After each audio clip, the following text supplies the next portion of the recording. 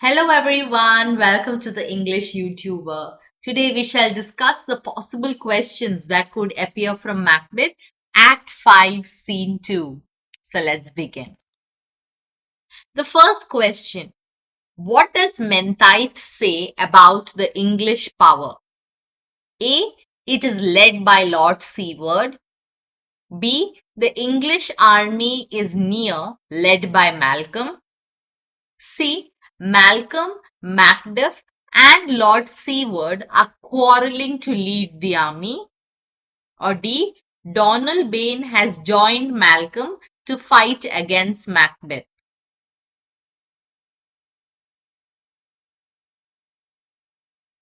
I hope you have marked your answer. The answer is option B.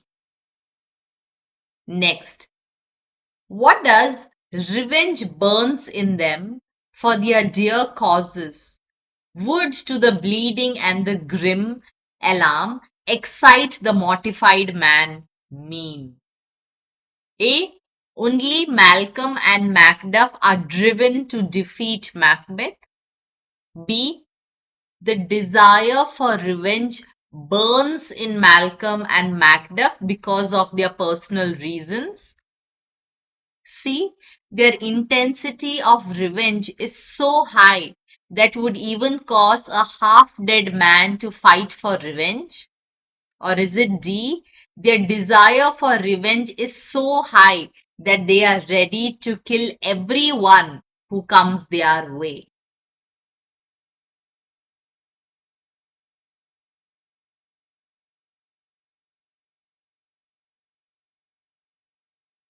And the answer is option B and option C.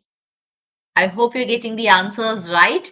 The explanation of all these answers have already been given in the line by line explanation of the video that I have already uploaded. So if you have not watched, I'll be adding the link towards the end of this video. You can watch it. Okay, moving to the next one. Where shall Menteith, Angus, Caithness, and Lennox meet the English army? A. Near Dunsinane Hill. B. In Scotland. C. In King Edward's Palace. Or D. Near Burnham Wood.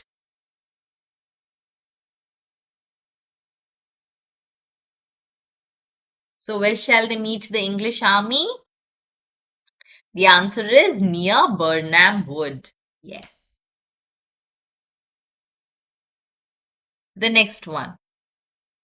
How is Lennox so sure that Donalbain is not with his brother Malcolm? A. He has spies that give him all the latest information. B. Because Donalbain is still in hiding and doesn't want to fight. C. He has a list of all the important men fighting in the battle and his name isn't there. D. He has joined Macbeth due to fear of being killed.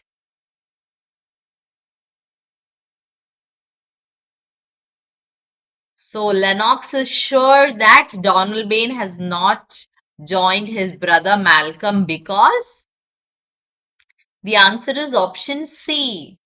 He has a list. So he says, right, for certain, sir, he is not. I have a file of all the gentry. There is Seward's son and many unruffed youths that they are going to protest for the first time, and they will be showing their manhood by joining the battle. But Donalbain is not there. Moving to the next one. Which among these does Caithness not mention about Macbeth? So answer is not mention. A. He is strongly fortifying his castle in Dunsinane with heavy forces. B. Some are calling him insane and others call it a valiant fury. C. Macbeth is scared of death and regrets his action. Or D. he is so disordered that he cannot control his anger or himself. So among these, one of the option Caithness has not mentioned about Macbeth.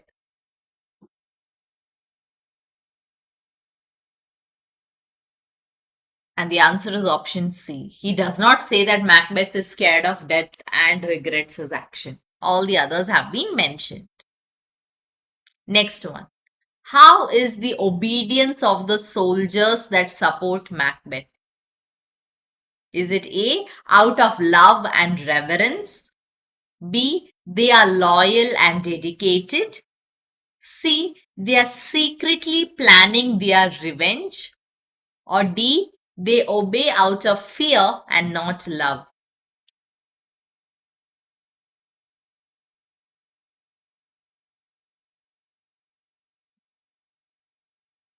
And the answer is option D. If you remember, Angus says, those he commands move only in command, nothing in love.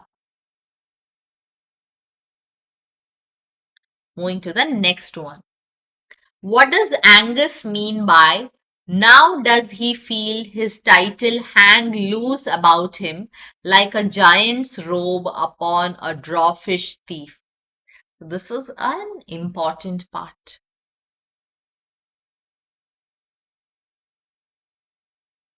Is it A? It shows Macbeth is guilty about his actions. B. Macbeth is unfit to be the king, with the title feeling too large and ill suited for him. C. It shows Macbeth does not want the title and just wants to get rid of all that is haunting him. Or D. Macbeth's strength is growing weaker.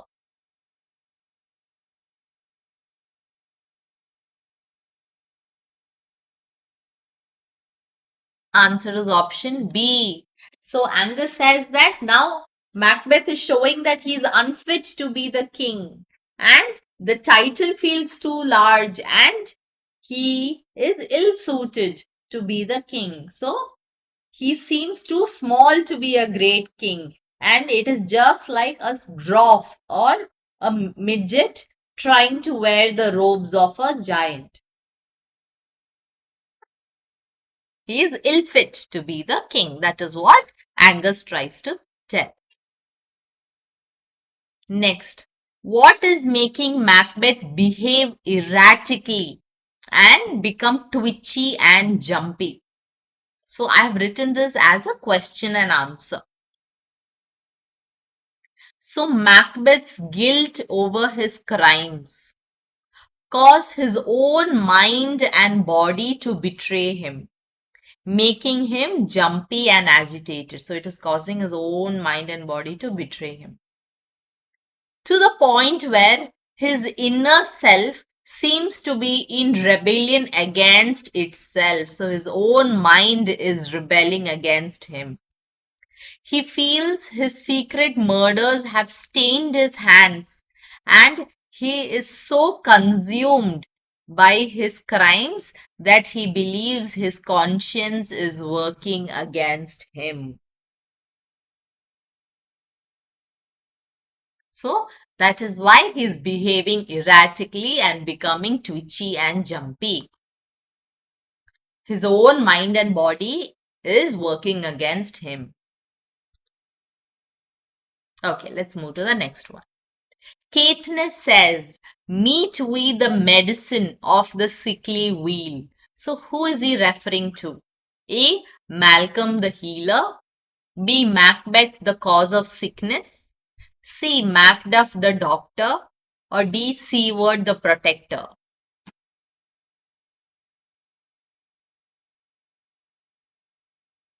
So who is referred to as the medicine of the sickly wheel? It is Malcolm the healer. So he's calling Malcolm the medicine to treat the sick country. Next, which among these does Caithness not mention? A. Let's march on and give our loyalty to someone who really deserves it. B. Let's go and dethrone Macbeth, which is the sole purpose of our lives now. C. Let's go meet Malcolm, who is the medicine that will cure our sick country. Or D. We will pour our blood to heal our nation. So among these, there's one answer that is not mentioned.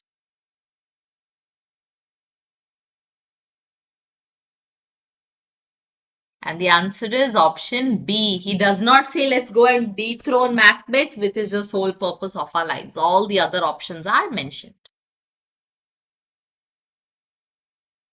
Next, what does to dew the sovereign flower and drown the weeds mean? Again, this is an important question. Is it A. Support the royal blood Malcolm to become the king? B. Kill everyone who is a rebel in their nation? C. Destroy the tyrant Macbeth? Or D.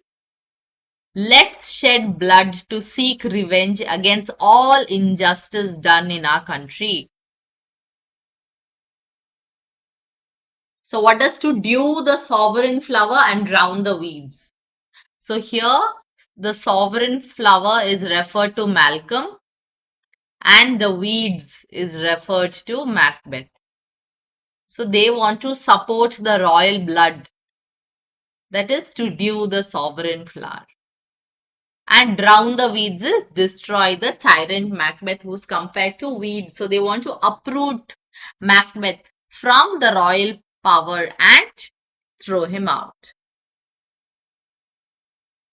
Next, where does Act 5, Scene 2 take place? A.